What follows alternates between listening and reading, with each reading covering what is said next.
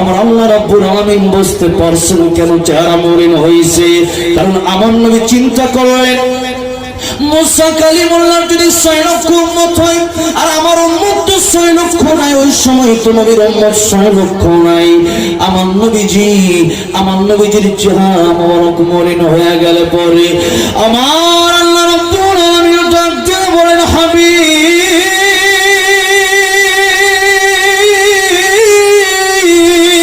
আপনি ডান দিকে তাকান।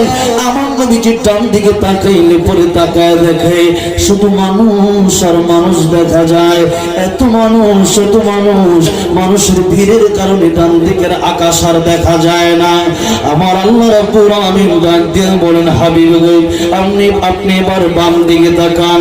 আমার নবীজি বাম দিকে তাকায় দেখে শুধু মানুষের মানুষ। এত মানুষের ভিড়ের কারণে আর বাম দিকের আসমানও দেখা যায় না।